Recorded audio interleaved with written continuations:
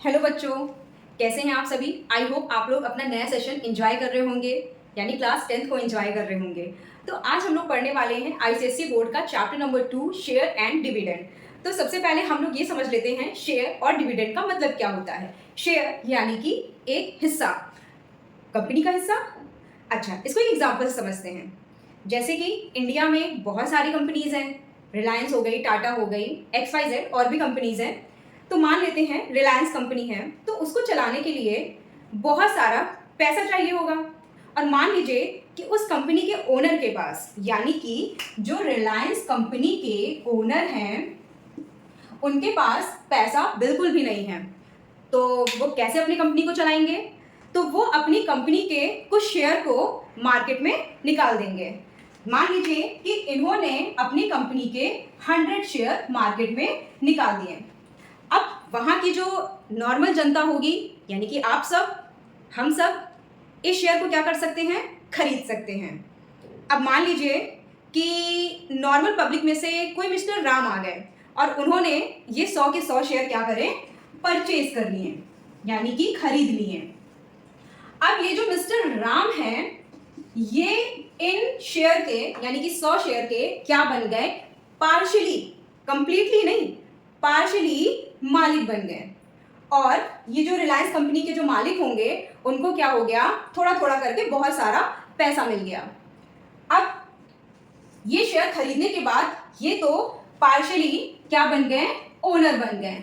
Partially मतलब कि ये कंप्लीटली ओनर नहीं बने, यानी कि इस शेयर के और इस कंपनी के ये आधे, या कह सकते हैं जितना इस शेयर का प्राइस है उतने क्या बन गए? उतने के ये मालिक बन गए। अब मान लीजिए कि ये रिलायंस कंपनी इन शेयर को क्या करती है? बेचती है और प्रॉफिट में आ जाती है।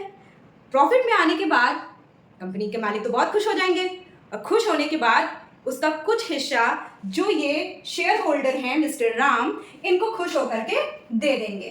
तो इनको जो भी प्रॉफिट हुआ, अपने प्रॉफिट को इन्होंने मिस्टर राम को दिया। यही थोड़ा सा जो प्रॉफिट है, यही क्या होता है? डिविडेंड होता है।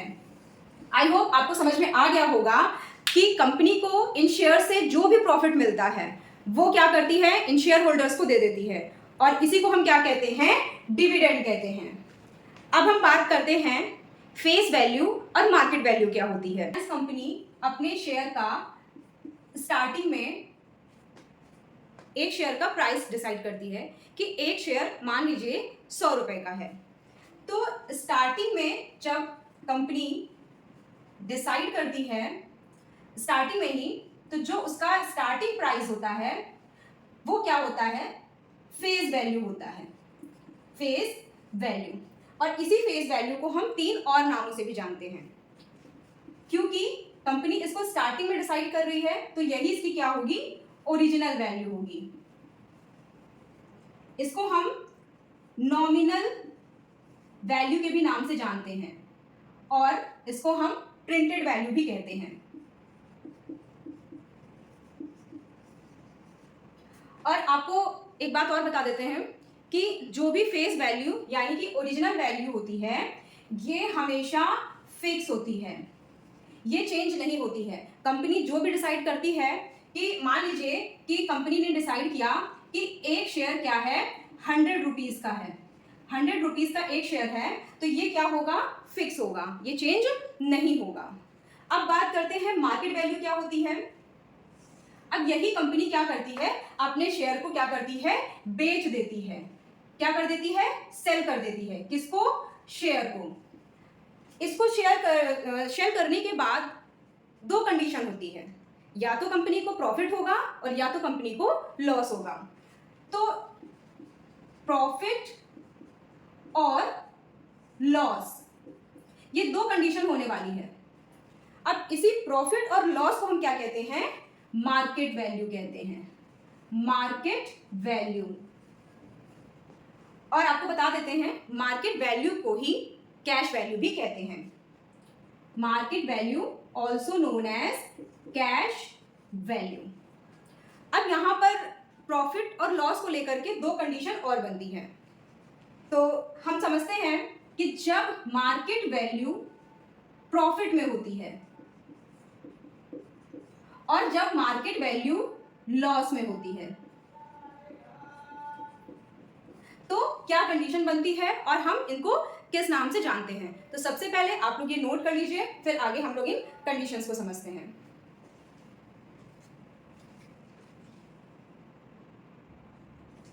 अब यहां पर हम देखेंगे मार्केट वैल्यू की दो कंडीशन, प्रॉफिट और लॉस का केस। मान लीजिए कि एक शेयर 100 रुपए का था, तो कंपनी को कब प्रॉफिट होगा? जब वो शेयर 100 रुपए से ज्यादा बिकेगा। तो मान लीजिए कि उसकी फेस वैल्यू यानी ओरिजिनल वैल्यू 100 रुपए थी और मार्केट में उसको जाकर के बेच दिया 120 रुपए में, यानी 120 रुपीज में। तो कंपनी का क्या हो गया? प्रॉफिट हो गया, यानी मार्केट वैल्यू ज्यादा हो गई फेस वैल्यू से। तो क्या हो जाए? तो ऐसी कंडीशन में बोलते हैं, ये लैंग्वेज आपको क्वेश्चन में मिलेगी, अबव पार, या फिर इसको हम बोलते हैं एट प्रीमियम। तो आपको ऐसा कहीं पर भी दिख रहा है, यानी कि मार्केट वैल्यू क्या हो रही है? प्रॉफिट में जा रही है। अब बात करते हैं लॉस की। तो मान लीजिए कि कंपनी का जो शेयर था एक, वो 100 रुपीज का था और वो 80 रुपीज में जाकर के बिक गया। तो क्या हो जाएगा? कंपनी का लॉस हो गया। कितना? 20 रुपीज का लॉस हो गया। तो जब भी फेस वैल्यू बड़ी हो जाती है मार्केट वैल्यू से, तो क्या होगा? ऐसी कंडीशन में लॉस हो जाएगा। ऐसी कंडीशन को बोलते हैं बिलो पार, या फिर बोलते हैं एट डिस्काउंट। तो ये थी दो कंडीशन मार्केट वैल्यू की, प्रॉफिट के लिए और लॉस के लिए। प्रॉफिट की कंडीशन में बोलते हैं अबव पार एट प्रीमियम और लॉस की कंडीशन में बोलते हैं बिलो पार एट डिस्काउंट। अब आपका क्वेश्चन होगा कि मान लीजिए फेस वैल्यू और मार्केट वैल्यू दोनों इक्वल हो जाए, तब क्या कहेंगे? तो जब भी आपको क्वेश्चन में मार्केट वैल्यू और फेस वैल्यू सेम मिल जाए, तो ऐसी कंडीशन में बोलते हैं एट पार। कहीं पर भी क्वेश्चन में अगर आपको एट पार लिखा मिला है, कब? फेस वैल्यू के आगे, तो आपको वहां पर मार्केट वैल्यू भी उतनी ही ले लेनी है जितनी की फेस वैल्यू है। मान लीजिए कि फेस वैल्यू है 100 रुपीज, तो मार्केट वैल्यू भी क्या हो जाएगी? 100 रुपीज ही हो जाएगी। क्या लिखा होना चाहिए? एट पार लिखा होना चाहिए। आई होप आप लोगों को समझ में आ गया होगा। इसको नोट डाउन कर लीजिए। फिर हम लोग बात करते हैं इसके फॉर्मूलाज की। अब हम शेयर एंड डिविडेंड के कुछ फॉर्मूलाज देख लेते हैं। बेसिकली इसमें 3 फॉर्मूला ही यूज होंगे, लेकिन मैं आपको इस चैप्टर के जितने भी फॉर्मूला पॉसिबल हो सकते हैं वो सारे आपको नेक्स्ट क्लास में बताऊंगी। और जितने भी क्वेश्चंस हैं वो हम मतलब बहुत ही इजी तरीके से करेंगे। इसको मैंने अपनी ऑफलाइन क्लास में पढ़ाया, उसके बाद एक भी डाउट नहीं बचा। जो भी आपके बोर्ड में क्वेश्चंस आएंगे, इससे बाहर एक भी क्वेश्चन नहीं आएंगे, वो हम लोग नेक्स्ट क्लास में देखेंगे। आज हम लोग इसके बेसिक 3 फॉर्मूलाज देख लेते हैं। तो सबसे पहला फॉर्मूला है इन्वेस्टमेंट का, जो कि होता है नंबर ऑफ शेयर और एक शेयर की जो भी मार्केट वैल्यू होती है उसके प्रोडक्ट के इक्वल। सेकंड डिविडेंड, जो कि आपने अभी देखा ही था कि कंपनी को जो भी प्रॉफिट होता है वो जो भी शेयर होल्डर को उसका प्रॉफिट देती है वही क्या होता है? डिविडेंड होता है। डिविडेंड को हम एनुअल इनकम के भी नाम से जानते हैं। तो डिविडेंड और एनुअल इनकम एक ही होगी। इसका फॉर्मूला होता है number of share into dividend percent into face value of 1 share. और आपको पता ही होगा कि फेस वैल्यू हमेशा फिक्स होती है। थर्ड रिटर्न परसेंटेज, ये क्या होता है? एनुअल इनकम, और हम यहाँ पर डिविडेंड भी लिख सकते हैं क्योंकि डिविडेंड को ही हम एनुअल इनकम कहते हैं, अपॉन इन्वेस्टमेंट इनटू 100। और जो रिटर्न परसेंटेज होता है वो हमेशा किस में आता है?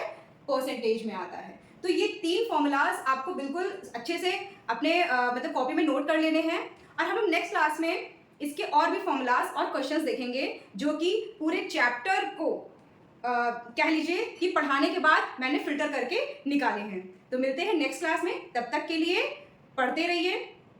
Thank you.